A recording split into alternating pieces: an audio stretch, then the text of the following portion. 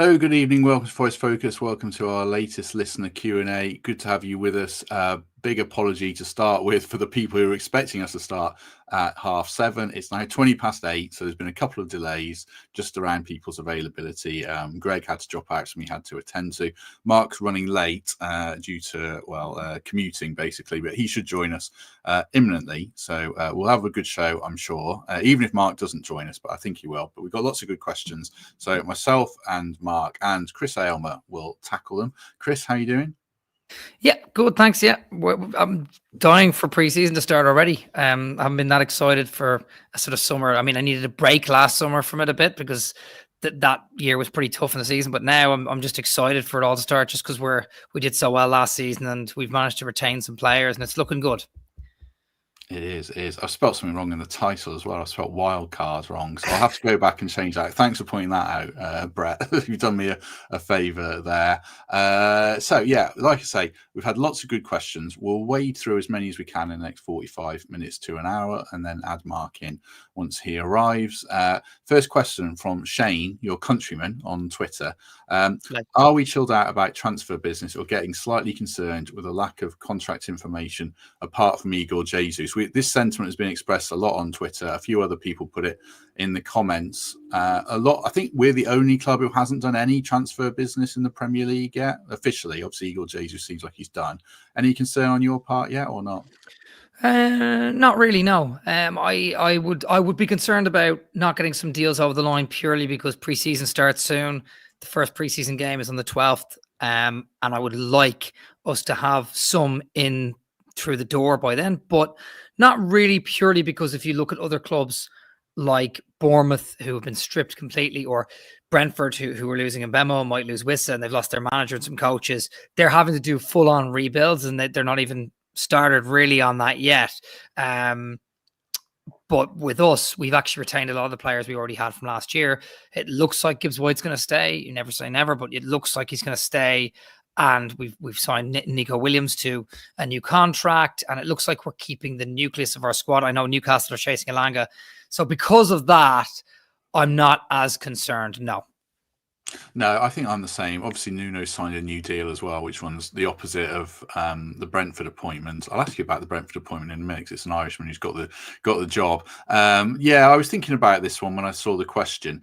If you look around the other clubs that are doing business, a lot of them really need to do business. Obviously, promoted clubs like Sunderland are really busy. Leeds, it looks like they're busy. United desperately needed signings. City needed signings. Liverpool are the interesting ones, but they were buying from a real position of strength. They needed a right back. They've gone out and got one. Andy Robertson probably needed replacing. They've got a left back.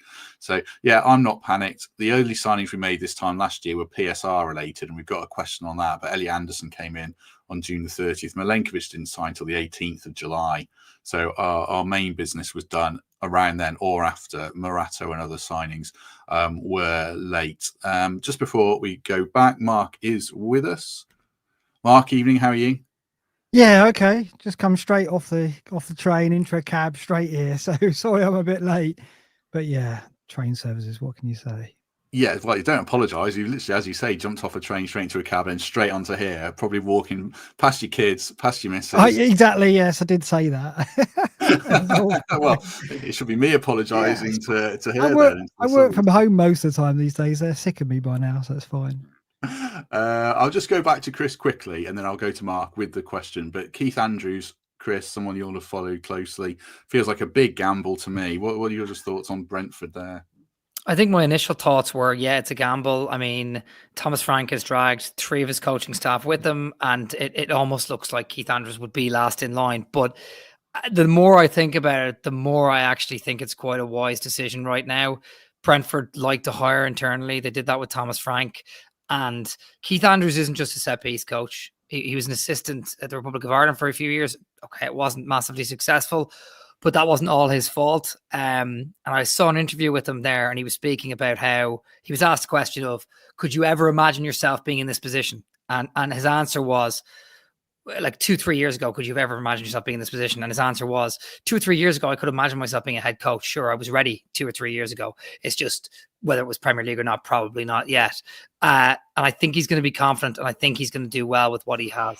I think if Brentford gets stripped of their assets, with Mbemo, etc., that would be tough for them. And I think they might struggle, but I don't think it's going to be a sort of rock bottom situation like it was with the likes of Ruud van Nistelrooy. I think Brentford have enough there, and I think he's actually going to be all right if they bring other people in. And one more thing on this is Damien Duff left Shelbourne, my favourite sort of League of Ireland team, and there was a lot of rumours that he might go to the backroom staff of Keith Andrews. And maybe that's just the Irish thing, and maybe that's just rumours, but he left in a really unusual time.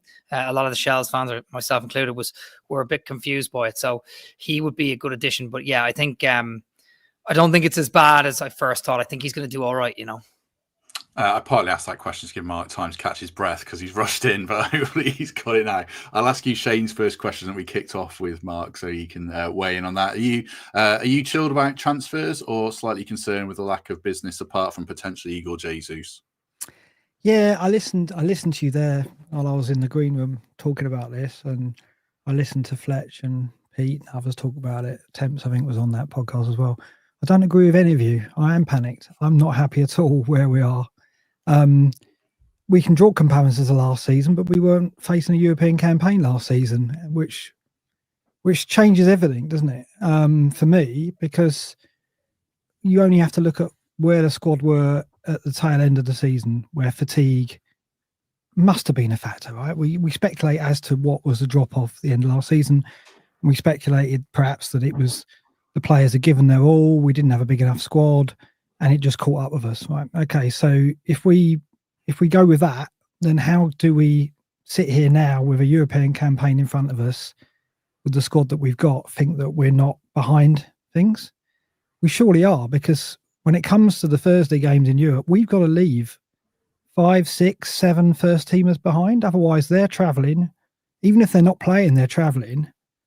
How are we going to do that with the current squad when you factor in the fact that Awani's out? So you can talk about Jesus, but he's replacing a player we've already lost in Awani. And Sousa and Jota are on the way out as well, we're led to believe. And they were basically the players off the bench that we had to represent a squad at the tail end of last season. We didn't even use them because presumably they weren't good enough. So if we didn't have Europe, and if the expectation of the owner wasn't that we need to do well in that European competition, and possibly the supporters feel the same, I'd be very relaxed. I'd be thinking, yeah, fine, we don't lose anyone. We make 2 or 3 signings, which I think was your point, Matt. I agree with that if we didn't have Europe. But we have got Europe. And sitting here now, what do you think the expectations of the owner is of that European campaign? Do you think he's going to say to Nuno, relax, we'll strengthen you by 3 or 4 good players and do what you can in Europe, concentrate in the league? Do you really think that's what he's going to say? Or do you think he's going to expect us to go deep in that and finish top 10? Because if that's his expectations, we are well behind at the moment, in my opinion. No, I'm glad you disagree. It's good to have different points of view. I mean, I suppose I was looking at the qualifying dates there while you were answering. It's the 21st and 28th of August. My question was going to be, do you not think we can manage just to get through that with the squad players? But your assumption is that Jota and Sousa will be gone by then, and you think you're worried we'll be threadbare and not signed anyone by then. Is that your case? Yeah, I mean, if Chris Wood gets injured, what do? Play Jesus in Europe and in the Premier League? I mean, neither. And also Jesus has just apparently, according to Tim Vickery, been flogged over the Brazilian season straight into the World Club Cup. So he's not ready to start. So already, who's going to play up front on the Thursday night if Chris Wood's playing at the weekend? We haven't got another forward, have we, really? We're not going to play Elanga because you want to rest him. So I just don't know at the moment where our options are for resting players for the Thursday games. I know you're right. We should play a second string 11 and not travel with the full first team squad. But who is that second string 11? I'm struggling to see where it is, because we certainly didn't have one good enough at the tail end of last season when our players were fatigued. I guess, Chris, it's the team that played Exeter with Jesus for Taiwo. I can't remember who was in that team, but it's that sort of team, isn't it? Yeah, I mean, but we're not there yet. And I do like that Mark's disagreeing, but I would be worried if we were on the 1st of August, but on the 2nd of July, I think you're going to see a flurry of activity over the next three weeks. And I think that'll be enough to push us over the edge. I want 7 or 8 players, and I think we need them for Europe. But I'm not quite panicked just yet, because I think we've been linked to an awful lot of players. And I know they're all rumors and what have you, but I think we've been doing a lot of work in the background in moving players out and then therefore bringing players in. I think we're going to bring them in. I think it's going to be a flurry of activity in the next 3 weeks. And if there isn't, then I'll probably be in Mark's shoes. But yeah, I wouldn't even be thinking that way, like the Exeter team, for the playoffs or even for the start of the Premier League season, because I'd want a lot of players in place at the start of the Premier League season. But yeah, I'm not panicked yet, because I do believe that we're going to bring players in within the next 2 to 3 weeks. In that Exeter, sorry, Matt, but in that Exeter team, we had Aaron E, we had Toffolo, we had Souza. Didn't Jota start as well? Those 4 aren't likely to be in the squad, are they? So that's 4 down from the Exeter squad and 4 of the strongest players. So this is what I mean. I think we're behind. We're behind even where we were at the end of the season, because we've lost players, obviously. Now, it's good. We have to get contracts signed and ship players out. Perhaps the attention has been on that, and we've got a plan. But having said that, if the stories are to be led to be believed that we went after those 2 Juventus players and they both turned us down, that's not a good sign. You don't go to the point of agreeing a fee unless you're very, very confident those players are going to want to come to the club. So that's not a sign that we've done loads of preparation and have our moves planned, unless that was all bogus and we didn't even make any offers for those players. So it's not just a lack of activity. It's the fact that we failed with that so-called bid. Yeah, well, that was what I was going to say, is part of it, because the Juventus deals fell through. Jaya Cunha feels 50-50, Cuiabano feels 20-80, that kind of thing. Is that a factor, or is it something more like there's a lot of leaks and there's a lot of bollocks going around this summer as well, I think. I don't know. Is that a factor for you then? Yeah, I think it is, because if we are to believe that the club were going after those 3 at Botafogo and the 2 at Juventus, we've only got 1. So that's not... There's something wrong there, isn't there? Haven't we got to look at that and go, what did we get wrong there? Why did we actively go after 3 players when only one of them wanted to come? And why did we go after the Juventus pair when they didn't want to come? And surely part of the recruitment task is to make sure that when you commit that effort and time, you're going to have a very high chance at the end of it that you'll get your players. But so that's not it's not been a great start for me in that respect. Those Juve players, just on that, this window specifically or particularly feels like one of those windows where agents are leaking a lot of things to gain an advantage, and clubs are leaking a lot of things to gain an advantage. It's one of those crazy windows for every club. I think those Juve signings, I mean, you're seeing reports that one of them turned us down, then the other didn't, but then Juve turned us down for the other one. And then we're seeing reports that, Forest rejected the move because of data analysis. So I don't really think we know what to believe. And I think that's the problem, is it feels unsettling because we're linked to 4 or 5 players. And generally when that would happen, we'd at least sign 3 or 4 of them. And we've signed just 1 by the looks of it, like you said. But I think there's just a lot of leaking and stuff going online, and it's causing a bit of a frenzy. I think we probably are working away in the background and we'll get some signings in. But I would hope that we get Jaya Cunha in, because if we were linked to all 3 and only ended up with 1, I think that is a slight worry. But other than that, I'd stand my ground and say I'm not too panicked just yet.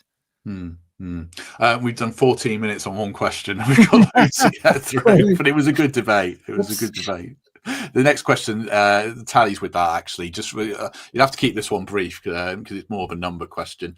Sean Murray, assuming we keep all our first team, what would be the minimum number of players signing that you would ideally want? So, Chris, you said 7? 7. Yeah, 7 players. And if you break it down, it's a striker, a fullback, and the strikers including Jesus, by the way, a fullback, a midfielder. I know our midfield is full right now, but we might be getting rid of Danilo. For Europe, we'll need another one. An out-and-out winger, a winger forward type who can play across the front 3, who can back up as a striker, but also play across the front 3 like a Wissa, a goalkeeper, a centre-back. So that's 7 minimum based on the European adventure. I'll do my list quickly. Igor Jesus, a winger who can play up front, 2 wingers. In fact, we probably need 2 wingers if those other 2 go. So that's 3. 2 fullbacks, that's 5. If Danilo goes, that's a midfielder, so that's 6. And I think that might be it. I'm not sold on Carlos Miguel, but it's a very small data sample, so I'm not going to dig him out too much. So it's minimum 6, probably 7. What about you, Mark? Yeah, I'd say it's about the same, 7 players. And that's if we don't lose anyone. If we lose an Elanga, then, arguably we have to get 2 players to replace that as well, don't we? I mean, that's the thing. It's like if we're sitting here now and we're not losing anyone, 6 or 7, I would say 7, because I do think we need a backup keeper. Because again, so you don't want Sells playing in Europe, do you? So, yeah, I think it's at least 7, and that's without losing anyone. Yeah, if Elanga goes and the clock ticks, then you do worry more. If Elanga goes and the Premier League season rolls around, then you start panicking. But going back to what we were saying, I'm not worried yet. So let's move on. This is around the timing of sales. Rafik asks, if we have to sell one of the crown jewels, which is looking a dead cert this financial year, so that's this summer into next summer, do you sell this window? It's lower risk. Do you sell in January but risk squad disruption but get a bit more time? Do you sell in January and then you're rushing to the June 30th? Sorry, the June 30th when you've got a PSR risk, a price squeeze. I suppose, Mark, that's a question of do you roll the dice on this season and risk some kind of transfer disruption next summer, or would you sell this summer and have more time around what we discussed and perhaps from a different position of strength? If we were going to sell one of the crown jewels, we should have got on with it and got it done, and we haven't. So if if Elanga goes or Hudson-Odoi goes, you can perhaps do a 1-for-1, find a player who can come in and provide something like what they provide already. But it's a huge setback now if we don't. If we lose, say we lose a Gibbs White and or Elanga with 2 weeks to go, that's a massive setback, because all your effort then is focused on replacing them rather than adding to your numbers elsewhere. So I'm not convinced we are going to lose one of the crown jewels, so to speak, now, because I think we've left it too late to put ourselves in that situation. I think if we lost one, we really are behind, because you got the task of replacing before you can even start adding. So I think Murillo could go in January if we had to lose one, and I think that's I've said before, Murillo would be the one I would sell, and arguably by January his price tag would have gone up. So if we do have to lose one in the next 12 months, it would be, for me, we'd do it in January, because I don't think you'd necessarily have to panic buy to replace him. I think we might be in a position then where we go, a top half of the table, we've got players who can come in and replace him, perhaps in the squad, who have shown up, like Carmo and so on. So that would be what I would do, but we'll see. I think that's an interesting point, isn't it, Chris? What Mark says around the Elanga deal, it feels like either this week, maybe next week, they're going to make their decision on him, and it probably shows what we need to do as well. You could sell someone later in the window. Newcastle made that really late bid, but once you get past the season starting, I think it's really hard to make a big sale. What do you think on that? I think January. Have a look in January, see where we are. See where we are on the table. See where we are in Europe, and then make a decision then. I think as Mark said at the beginning, if we were going to sell someone, big, we should have, for big money, we should have done it by now, and then we would have had time to prepare.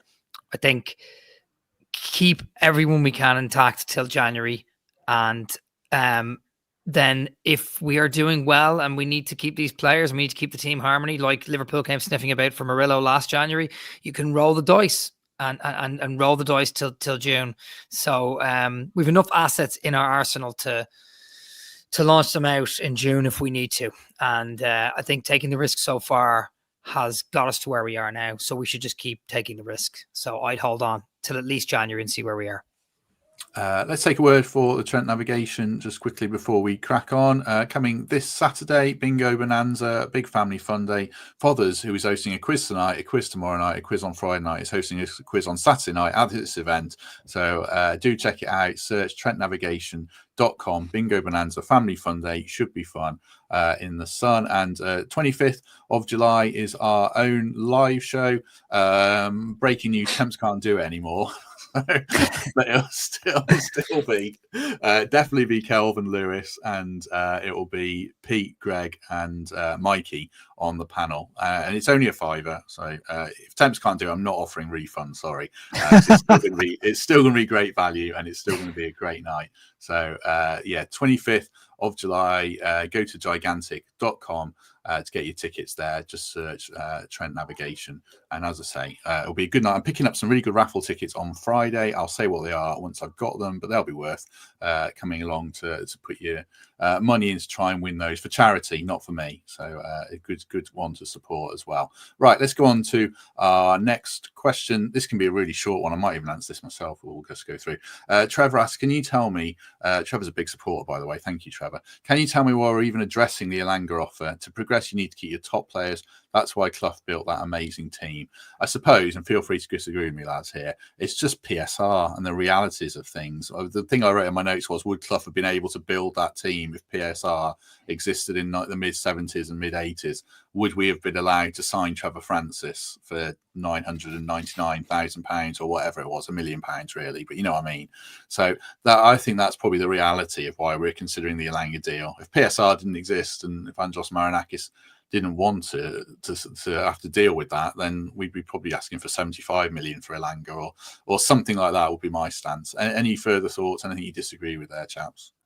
Not really. I just would say that, it's not just about PSR, but that is definitely a big reason. But as everyone keeps saying, if we sell him for 50, 60, 65 million even, like, can we find a winger who's as good as him to replace him for less than 50 million?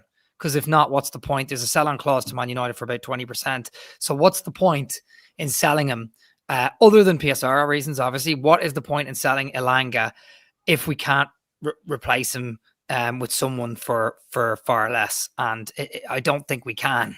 So for me, it's a no for now.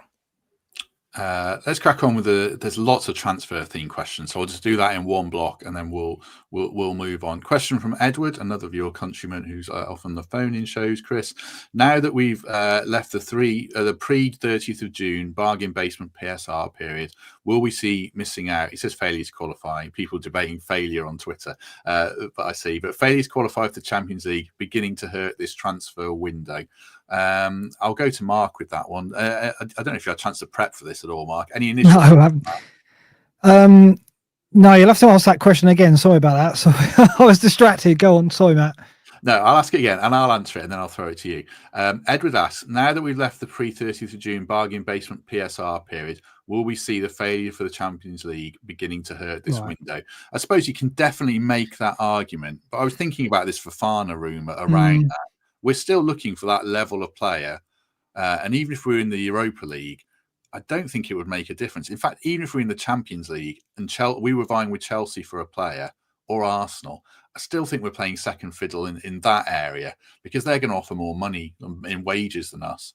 So I can see Edward's argument that we might have missed out on an Elliot Anderson type signing. I don't know if it hurts us massively beyond that, but I do get the point. So over to you, Mark. If you've had 30. Yeah. I think that you've got to, again, it's just purely speculation, isn't it? I mean, the fact that Marinakis removed himself from the company's house, where there was all the expectation we were going to make Champions League, and perhaps me talking about the fact that I think we're behind with recruitment is down to the fact that we had our list prepared with Champions League in mind, and now we don't even know which European competition we're in, do we? So maybe that was more of a disruption than we think. Maybe we were prepared to go shopping in that market, and the real impact of us not making Champions League is that we aren't really prepared to shop to strengthen for being in one of the Europa competitions. There's no question that it would have had some impact, but we can only speculate what that would be. And again, there's no question that even if you're in Europa League, that's not a tournament that is necessarily attractive to signings, whereas the Champions League clearly is. You are shopping in a different tier if you can offer Champions League football.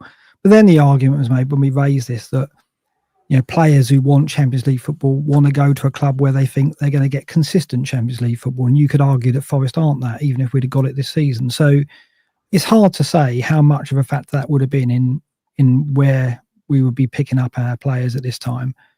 I'd like to think that it would have been a major factor, but it's hard to say, isn't it? I think we would have got Weah and Mbangula if we were in the Champions League. That probably tips them over the edge, although they wanted, Weah reportedly wanted a lot more money, which is right, obviously. So there are impacts of it. Before I go to Chris, I'll just add Danscape's question as well, because Mark referenced it there. Do you think the Europa League / Conference League decision is delaying of things for us around new shirt sponsor, delaying a kit launch? I've got some info on that, and also the new signings, because Dan says Europa's got to bring more interest for players and sponsors than Conference League. So throwing that one over your way as well, Chris. I think the delay of the Europa League and the Conference League, I think it's going to cause a lot of issues with sponsors and stuff. I don't know, probably. But to go to the first question really quickly, good grounds for sort of a test of that theory is Newcastle. They're in the Champions League. It's their second out of 3 years in the Champions League. They've got a lot of money. They can't necessarily spend it all. And they missed out on Mbema, who went to a non-Champions League side, Man United. They missed out on João Pedro, who went to Chelsea, who had more money and had the money right now to pay for him. They might miss out on Mark Gay, who could go to Liverpool, it looks like. And they're struggling to get this Elanga deal over the line. So they're a Champions League side, not really making their mark in the transfer window. So I don't know what it would have done to us. We might have been like Newcastle, fishing in a big pond for big players, but not necessarily catching anything. But yeah, as far as the Europa, what was Danscape's question about? It was about sponsorship primarily, was it? Is it affecting? Yeah, is it delaying sponsors and kit launch? I've not heard anything about shirt sponsors this summer. Normally we heard a whisper. I don't know if it's very. Yeah, Answer is I don't know. Mark, you might be able to answer that better than me.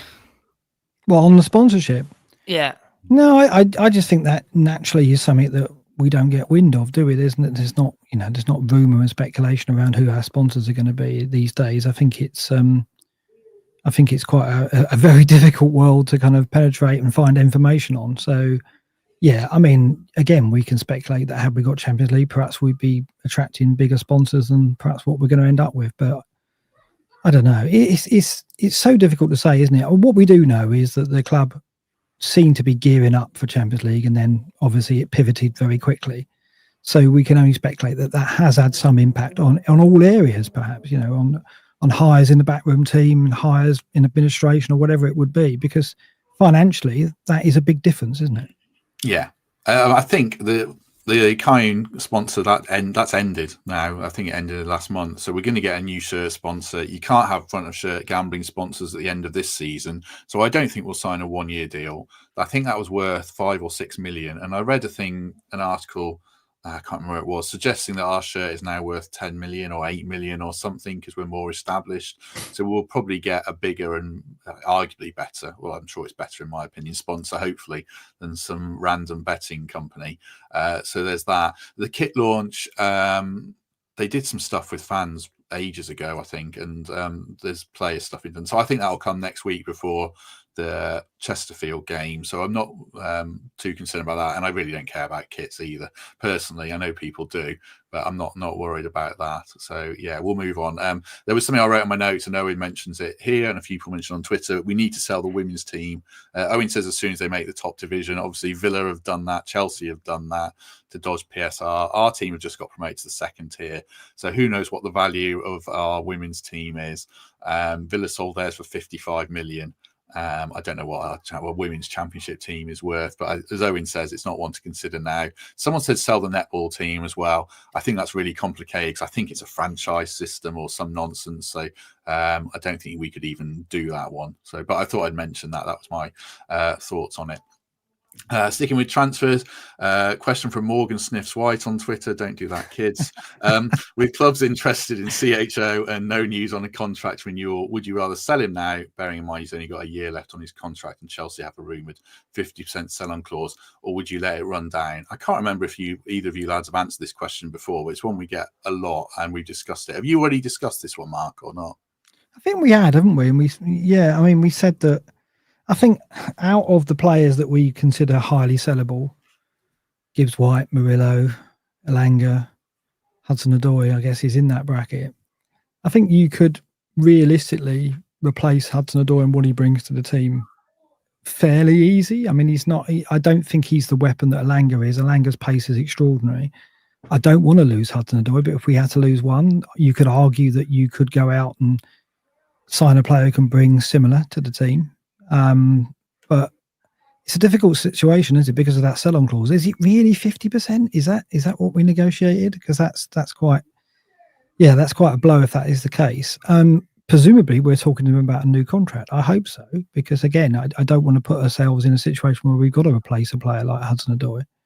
So I would want to keep him, because otherwise it puts back our plans for building the squad, doesn't it? Yeah, 50% was the fee that was spoken about at the time, and I don't think I've never heard anything different on that front. I agree and disagree a bit with Mark, with what Mark was saying, just around the point of he's not the bigger weapon as Elanga, but I do think he's the one, when you get him the ball, more than anyone, practically anyone on our team, he can keep it high up the pitch in close quarters. Anderson's probably the other one that springs to mind. So I think that's not the only thing, but that's one that's hard to replace. And then the other thing, is it worth the question that was asked? Is it really worth selling him, Chris, when he's got a year left on his contract? So what would the fee be? Even if there's no sell-on fee, 30 million, I think, is the maximum. And if you've got to give a big chunk of that to Chelsea, is it worth it, or do you run the contract down or hope he signs a new one? You run it down, but hope he signs a new one. So the answer is in the question there. You run it down, but hope within the next 12 months or ever how long he has left on his contract, he signs a new one. They have a massive sell-on clause anyway. So we'd have to really make that count, and we'd have to sell him for an awful lot of money if we were to get anything really back. And he's a bit of a weapon that we need. Like, Elanga is all the talks about Elanga right now because he had an incredible second half of the season. But that first half of the season, Hudson-Odoi was really, really important to us. We just seem to forget that. Some of the really important goals, and just his play in general, just at the beginning of the season, just really important, technically really gifted. So, yeah, I wouldn't be getting rid of any of our wingers who are starting right now, because we may not be able to replace them. And Elanga has a massive fee behind him, and it's only 20% sell-on clause, whereas Hudson-Odoi is too big. So, no, I'd let it run down for sure. Got two transfer questions left. I'll ask one now, so people in the chat and Mark can think about it, and we'll revisit after I've asked another one. Question from James Parker: name a random wildcard signing you can see us making that hasn't already been mentioned. So it's probably a player that you like that we haven't been linked with yet. So if people in the chat want to play along with that as well, if Mark can't think of anyone, I've got two names. Although we've been linked with one in about 20 minutes before we started recording, but I thought of it beforehand. So we'll come back to that question from James. Wildcard signing for people in the chat if you want to have a quick think about that. And then the other question was, where's it gone? Perhaps it wasn't even a transfer question. I think that was the last transfer question. Okay, I'll ask this next question anyway. Callum Owen, would you sacrifice a mid-table, in Callum's words, 10th to 13th place finish, if it meant Forest had a good run in the Conference League, potentially even winning it? What do you think, Chris? Sorry, I was trying to find that link that you were talking about there. But I'll tell you in a minute. I was looking for it. Sorry. I know the question though. Would I sacrifice 10th to 13th? Yeah. Yes, if it meant we were going to win the trophy. If we're just going to go to sort of the quarters and semi-finals, which is still quite deep in the European competition and nothing to be sniffed at, I still, the league for me is the bread and butter. The achievement of finishing 7th in the league isn't just about getting in Europe. It's finishing in and amongst the top 10, in and amongst the elites, competing most of the season in the Champions League positions. Like, that's really important for me personally. So would I sacrifice it? Only if it meant we won the trophy. But I wouldn't necessarily sacrifice it if we didn't win. Same question, Mark. So, yeah, what's the trade-off? If we win it, we come 10th to 13th. Well, Callum's question said have a long run in it. You could throw a domestic trophy in as well. Yeah. I mean, right now, if we were to go deep in it, I'd take 10th to 13th for both hands, yeah, because I think that's an achievement, because I think for a club with the squad size that we've got, it's going to be very difficult to go deep in that tournament and finish between 10th and 13th, I would say, given what we saw from Spurs and Manchester United, who have far bigger squads. And you can say, well, that's down to the other aspects like the manager and the players that are there and so on. But there's no question that it takes its toll. So I would rather us prioritise the Premier League. Absolutely. I would rather us try and build on what we set out last season and try and push for top 6 again. And sadly, I just don't think, unless we sign an awful lot of players very quickly and they all settle, that we can achieve on both fronts. I think that's very, very difficult. So for me, you prioritise the Premier League and you sacrifice Europe. I think we can definitely go deep in the Conference League. Assume we qualify, so we shouldn't lose to a team on, an AstroTurf in Latvia in August. We shouldn't, but you never know. Or an AstroTurf in Ireland. An AstroTurf in Ireland, yeah. We shouldn't do that, but you never know. But if we get into the group stage, I would 100% back us to make at least the semi-finals. You don't know what the draw is going to be, but you'd just be disappointed otherwise. And when it comes to the Premier League, I think when you look at the teams we finished above last season, that's very hard to replicate year on year.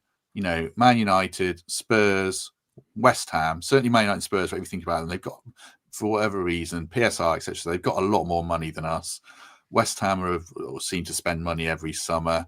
I think Brighton, without European football, even though they sell João Pedro, which I don't think is a bad sale for them, because he's a good number 10, but all this stuff he can play anywhere, I don't really see. I think they'll be decent. Fulham will be decent again. So it's hard for us to finish above those teams year on year. I know it might sound a bit negative, but if we finish 10th next season, I think that's a real achievement. So I'm sort of not answering Callum's question there, but I think, if we finish 10th and we have a good run in Europe, I think that's a great season, and then just see where we go in the domestic cups as well. So that's how I would feel about it. Have you had time, Chris, to think about the wildcard signing? Any names that sprung to mind? Yeah, I don't know if the names that I'm giving are wild cards, but I like the look of a Buonanotte on loan from Brighton. It means we don't have to spend too much. He's probably looking to go out and loan again. He's only 20 years old, so he would probably cost a bit depending on what his contract is. I like the look of Omari Hutchinson from Ipswich. I don't know if he's going elsewhere. And I like the look of Kyle Walker-Peters on a free transfer, but other clubs are looking at him. So, look, I don't know if any of those are plausible, but they're the ones in my mind that we haven't necessarily been heavily linked to any of those. And I think that they'd all do a really good job for us, particularly in Europe. And so a lot of them, they back us up well in the Premier League as well, to be honest. I'll throw a couple of names in before we go to Mark and the chat. I've thought of 3, and one of them's in the chat. And we've missed the boat on Ramsey at Villa because they sold their women's team, but I would have had him down as the Elliot Anderson signing. The other one I thought of was the player I see we've just been linked with. And I haven't seen very much of him, apart from when he looked really good against England for Senegal, but the left back, El Hadj Malik Diouf, his name is. He's been linked with loads of Premier League clubs. Brighton, Liverpool, Bournemouth, Forest, West Ham had a €20 million bid rejected by the sound of it. So he stood out. And the other name I thought of, totally random, but because I was really trying to think of players we haven't been linked with this window. Estupiñán at Brighton kind of sprung to mind as a very attacking left back who was really highly rated and linked with really big clubs a year ago. Can play left-sided centre-back as well. Had a rubbish season for Brighton and wants to leave by the sound of it. But we wanted him when we got Renan Lodi, and I think he's a really good player when his head's right, and he's fully focused and he's fully fit. He had a bad year with injuries, but he's good on the ball. He's got a goal in him. He can take set pieces, and I'm a fan of his. So we do need a fullback. So that was the name I plucked out, Estupiñán. Before we go to the chat, Mark, any random names that you could throw out there? Yeah, I mean, obviously we talked about Elliot, didn't we? But that ship has probably sailed now. He performed as he did in the under-21s. I think when we first talked about him, he would have been a realistic target. His price tag's gone up 20 million now. Matt O'Reilly at Brighton, I really like. Yeah. And I think that, we can say that Gibbs White, we've got the 10 covered. But again, if we're going to be in Europe, we're not going to play Gibbs White in that, including the later rounds. Right? You can have a weakened side in the qualifying rounds, but when we get to like last 16, we're going to need to play strong teams, aren't we? So signing another player who can take the pressure off Gibbs White in that position would be useful. And I think Matt O'Reilly isn't getting a fair crack of the whip at the moment at Brighton. With João Pedro leaving, that might change, but I like him as a player. His output was incredible in Scotland. Yes, it's weakened, but I think he can flourish in the Premier League given regular run of starts. The other player I think we should look at, if a possibility, is trying to get Oscar Bob on loan, because if that is something that City are up for, we should be all over that, because he can play anywhere across the front and he's an outstanding player. And is he going to get in that City team, or are they going to loan him out, get him some more experience? So I'd be looking at that as well if there's a chance of that. Yeah, I like that. That's a good shout. Oscar Bob, certainly. Let's just throw some names out, excuse me, in the chat. Amari Hutchinson is one player we spoke about. We haven't been linked with him, but we did say he looked a good player, certainly. Chris agrees with that one. Jack says Aaron Ramsdale. I just think he just take up too much of a budget, but he's ripe for a move from Southampton. Owen was the one who said Ramsey at Villa, who I half touted. I'll scroll down and see if I can see any more. Apologies if I scroll through any. Alan Varela. That's a hipster name, Charmaine. I don't know who that is. I should do. I should know who these players are. Sorry. Dewsbury Hall. That was a good shout. Was he on your list of decent midfielders, Mark? Dave says Dewsbury Hall. Yeah, we looked at him, didn't we? And there's no question. Again, he's a bit like O'Reilly. If you give him starts, I think he'll do well in the Premier League. It's just Maresca likes him as well, so I just don't see Chelsea getting rid. Mitoma, he was a good player, but would cost too much money. They turned down like 90 million for him, or something like that. Patrick Schick, the giant striker, the Czech striker, was really good a couple of years ago. I don't know what he's done last 2 years since the Euros myself. Again, betraying my lack of knowledge.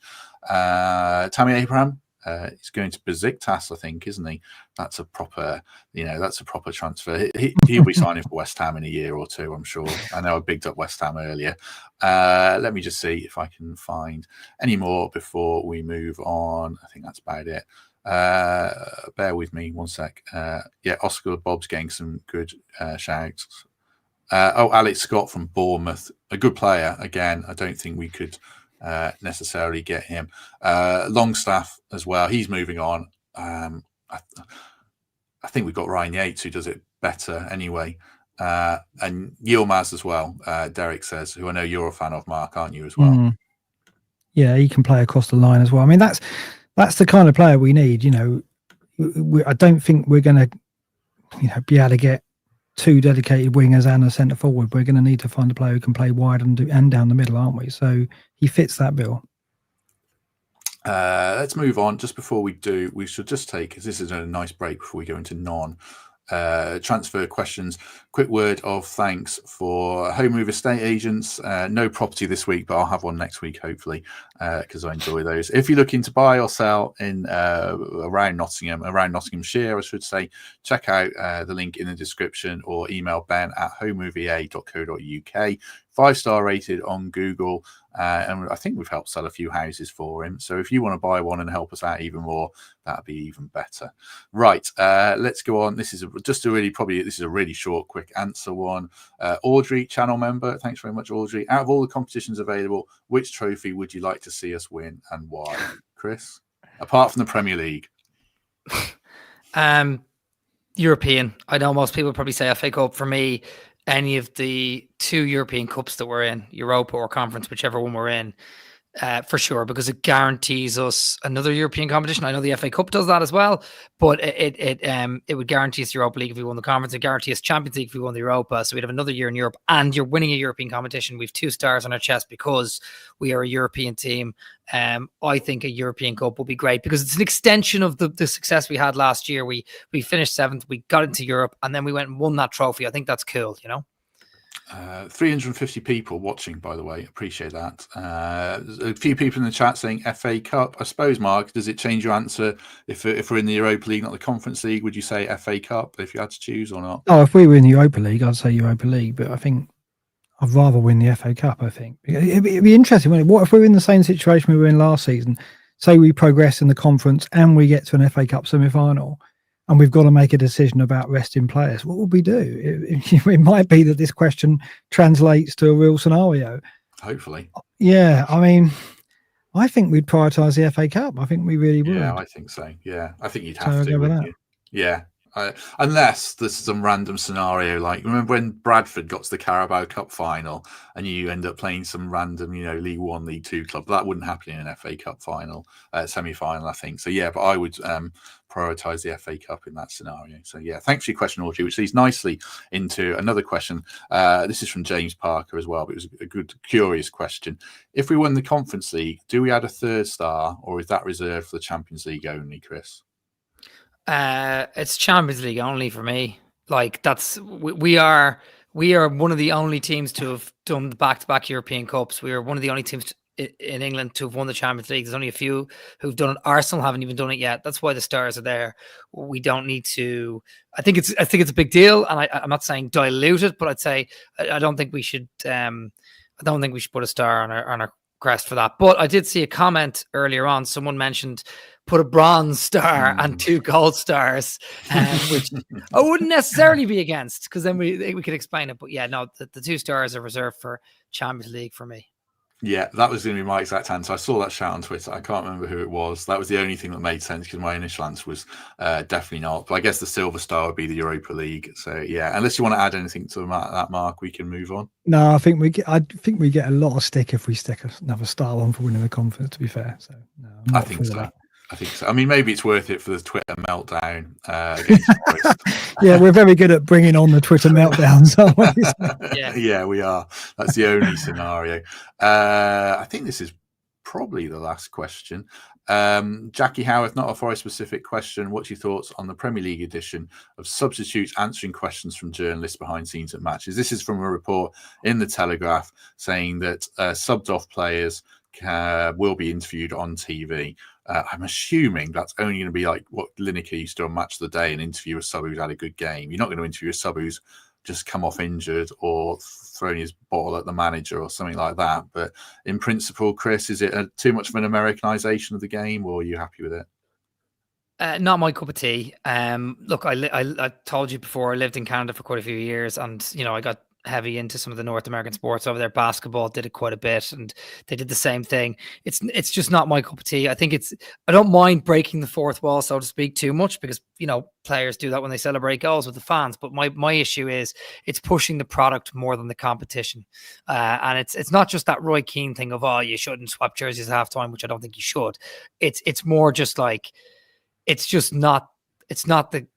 not the game we know and love, and I'm not trying to be too conservative about it. I just think it's more pushing that product rather than competition. If it's halftime and it's a tight game, or if it's halftime and you're 3-0 down and you pull a substitute over and you ask them what's going on, or you're 3-0 up, I just think it's silly.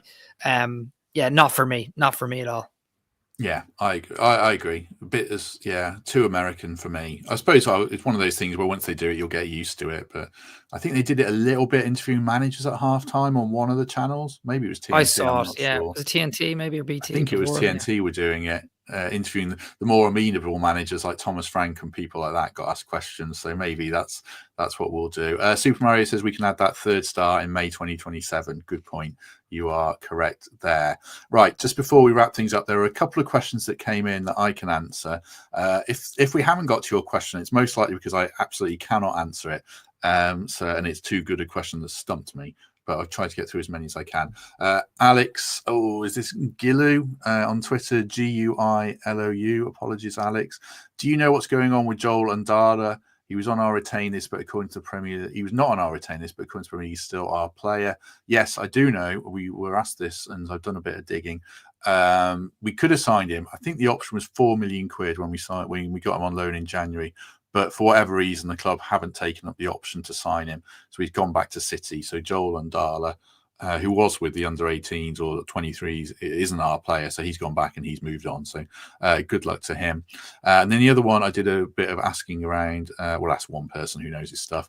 Jeff P, NFFC, join the development of the main stand, the Peter Taylor stand. Season card holders will have to relocate, obviously. Will the reduced capacity and therefore income for that season affect PSR spending? Or can that be reduction in income be written off as part of the redevelopment project? I asked Kieran Maguire, and he said it's unlikely. It's not one that he's ever heard of. and he can't imagine that it would be able to be included. So when that happens, again, that will affect our income, although not to degree. Well, there is corporate stuff in there, isn't there? There's quite a lot of corporate stuff, so I might be talking nonsense. So yeah, I'm not sure, but no, sorry, Jeff, is the answer. Right. Anything you want to add?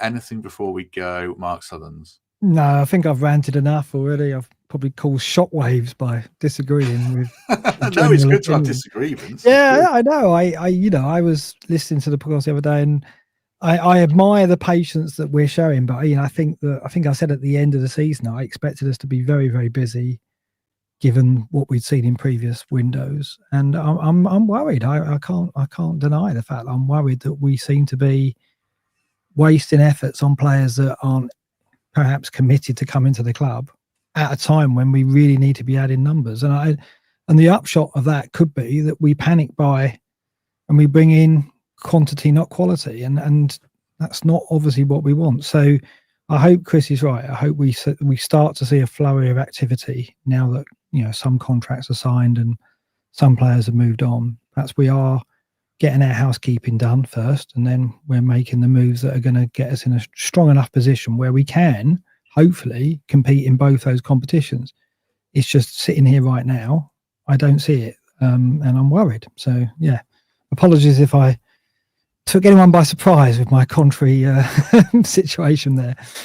What would temper your worries? So we play Chesterfield on, I think it's July the 12th. If we've got 0 signings, you're going to be very worried, I'm sure. If we've got 2 and plus Igor Jesus, I suppose I want you to put a number on it. What would temper your worries? Yeah, I want 5 more through the door before we start. At least. Before I know the Chesterfield game. No, before we kick off the season. Oh, okay, before the league season. Yeah. I mean, we've got to sit here now and think Amani's out, Toffolo's gone, Sousa's going to be gone, and Jossa's going to be gone. So we're 4 members of the squad who are often on the bench down already. And okay, Igor Jesus is in, but like I said, I don't think he's going to be necessarily straight in the team. He's going to need a period of rest. So yeah, I haven't seen or heard anything from anyone yet to reassure me. So I think we're going to need that flurry of activity in the next couple of weeks that Chris has mentioned. I think to make me feel better about things. I want 3 in the next 3 to 4 weeks at least. Yeah, I think certainly we have to have a fullback, probably 2 fullbacks before then. It depends on Jota and Sosa. I mean, if Jota and Sosa are still here when the season starts, I'm not worried. They're fine. Even if we don't sign a winger, it's not a disaster. They had decent seasons, but if they've gone and we haven't got anyone, then that's a problem. But yeah, we need a Toffolo replacement. Igor Jesus is going to have some kind of rest, isn't he? Same as Elliot Anderson. So they're not going to be around till the August games. So it's going to be a tough one for him. We'll see what happens with Danilo as well. So yeah, we're jigging at the same old debate. I'm not worried yet, but we definitely need some. I know I've spelled Wildcard wrong, Toby. I'm going to change it as soon as we've finished. That leads to another advert. Right, hang on. Thank you, Toby. Highlighting my incompetence has reminded me that someone else highlighted my incompetence. And it was very good of her. And I said I will give her an advert in lieu because she's a professional. So this lady is Kerry Lummus. She said it's pronounced like hummus, and I don't know if you pronounce hummus or hummus. Surely you say hummus. So Kerry Lummus. She is a virtual assistant, and she's written me some ad copy. So I'll just read it out because Kerry kindly pointed out that I made an error in one of my episode descriptions. So this is what she does. Here at Lummus Virtual Solutions, we support your small businesses with admin that keeps the cogs turning smoothly, giving you the space to focus on what matters most. From classic PA support to proofreading, social media scheduling, Zoom host support, and more, we're here to take the pressure off because we know win, lose, or draw, there's always emails to pursue, which I very rarely reply to. Certainly not on time. I was just adding that in. She didn't write that. Draw or not, the admin doesn't stop. Find out more at lummusvs.co.uk. That's Lummus, Lummus, vs.co.uk. So there you go. I've been promising to do that for like 2 weeks and totally forget. I love the fact that she says her name sounds like a word that you also don't know how to pronounce. Well, surely you know how to pronounce hummus, but there's probably some weird people who say hummus, isn't there? I don't know. Yeah, no doubt. Well, I don't know anyone, but yeah. Do you know what I was just thinking as Mark was talking there? I kind of now want us to delay the signings just to see Mark's reaction in 3 to 4 weeks. Oh God, what? Well, yeah, just to see it. Don't get me off my commute if that is the case. Maybe I need to calm down a bit. But we'll see. I mean, equally, I want to see if some of the obviously some of the fellow members of the podcast, when do they start to get worried? If in 3 weeks' time we haven't signed anyone else new, and perhaps we've lost a couple more. Is that going to be enough? So yeah, it goes both ways, doesn't it? That so we'll see. Yeah, the sliding scale of panic will be something. Maybe we need like one of those graphs we had for Greg. Exactly. For Greg Mitchell despair. When does the panic set in? Chris, anything from you before we go? No, not really. I think that was probably the most prominent question, the first one. So, I'll finish on that. Is I do think we're going to make signings. I do expect us to make a few signings within the next 3 to 4 weeks. I will be in Mark's position if it comes to closing in on August and we've 2 or 3 weeks before the season starts. And I'm not looking at those playoff games or taking them lightly either. You look at last season, I think Chelsea scraped through 3-2 when they were distracted. Olympiacos were 4-1 down the season before that, and both of those teams went on to win both the Conference League both seasons. So I won't be taking them lightly, and they're in between, two not tricky games, but two games that we could potentially win against Palace away and West Ham. So my opinion is we definitely do need the players before the start of the season, and I think we'll get them in. I'm not quite worried yet, but if we're 2 or 3 games down in preseason, and I think it felt like that a year or two ago, we were 2 or 3 games down in preseason, we hadn't signed anyone. It was like, what's going on here? I think I'd be worried, but not right now, because we've managed to keep most of the nucleus of our squad. But yeah. I think we'll sign a few, and I think 7 is sort of the magic number there, roughly. Lovely stuff. We shall be back. I think we'll probably be back on Friday is the plan. We'll discuss any news that's around then, and then probably after that on Monday, unless anything big breaks. Nothing else from me. I was going to recommend 28 Years Later. I went to see that the other day. Have you seen that yet, Chris? You're a big film buff. You know what? I chose to go see the new Mission Impossible instead, and it wasn't good at all, in my opinion. So I might be wrong about that, but I don't think I am. And I wish I'd gone to see 28 Years Later. So I wish I'd gone to see that, actually. Me and my mate both came out and went, we should have seen that. So, yeah, I'll be watching it soon. Good, yeah? Good, yeah. I like Alex Garland films. He's done lots. Yeah, he's great. He is really good. Civil War's really good. And there's other underrated ones. Judge Dredd, or it's called Dredd. Sunshine for me. It was one of his earlier ones. It's almost 20 years old. That's 2007. It's a brilliant film, Cillian Murphy. So, yeah, he's class. Yeah, good. Are you talking about films to calm me down a bit, Matt? Is that what it is? Like... People are worried about you in the comments. I'm not going to lie. Are they? Are they? One person wants me to do a condition check on you in the morning. Brilliant. I think it's healthy to vent now and again. I can make a recommendation on TV. Department Q on Netflix is very good. Yes, excellent, really good. I wish I'd recommend it. I did recommend that on one podcast, actually. Yeah, Department Q is really good. I don't even like detective shows. My missus loves them, and yeah, I agreed to watch it, and it's really good. Best detective show I've watched in ages. So yeah, on Netflix, so that's good. And Old Guard 2 is out on Netflix as well. I should let Chris go because he was worried. No, you're good. I'm actually lining these up later for me and my wife to watch, so I will check them out. It's working. I'm feeling calmer. Keep going. Yeah, it's another hour. Well, I haven't watched Old Guard 2. I'm not recommending it yet, but Old Guard 1 I really enjoyed. I mean, anything with Charlize Theron in I'll enjoy, but yeah, that I'm going to be checking that out later, to be fair. Any other one got any TV recommendations? Mobland, Ted Lasso. I mean, yeah, that's a bit old. That's coming back for season 4, isn't it? So that'll be interesting. Rafik, you've got to stop putting them in and give anyone else a chance. Right, I think we'll leave it 285 people have stuck with us as we don't talk Forest for 10 minutes, so I appreciate that. So if you've enjoyed this, do us a favor, hit like, hit subscribe, do consider Patreon membership, all that stuff, or just a lovely 5-star review on Apple or Spotify. Chris Aylmer, thank you for your patience this evening. Thanks to everyone as well. This was delayed from 7:30 till 8:15, and I'll thank Mark in a second. But Chris, thank you very much. No, all good. Love coming on. It feels like whenever I'm on with you and Mark, it always feels closer to those sort of post-match games. So it's exciting. And I'm looking forward to being high and being low at the same time. But yeah, no, thanks a million. And I think it's good that Mark disagreed at the beginning, actually, because it's good. It adds that little bit of conflict at the beginning to figure things out. That's what these questions are for. So I do think it's good. But thank you both for having me. No, it's been fun, and I agree what you said about the beginning. Yeah, good stuff. Mark, thank you for dashing from work onto a train, into a cab, completely blanking your own kids, possibly shoving him in the face, I don't know, and your missus on the way to the cave to join us. So thank you very much. No worries. And yeah, if this was post-match, Chris, I apologise for being more Fulham away than Fulham at home tonight. So sorry about that. Oh, no, we lost to Fulham at home as well. We were crap in that. Oh, yeah, we did, didn't we? Yeah. You're thinking of the 3-0 up at half-time a year ago. That was good. That's the one. Yeah. Oh yeah, Fulham away. Yeah, let's not talk about that again. Right, let's do that. The pre-season shows will be back soon, and we'll have all those, and that'll be fun. And then obviously, big build up to the season, which isn't even that far away now. Right, I'm waffling. Thanks very much for your company, everyone. Do us a favour, hit like. If we don't see you on Friday, we shall see you soon.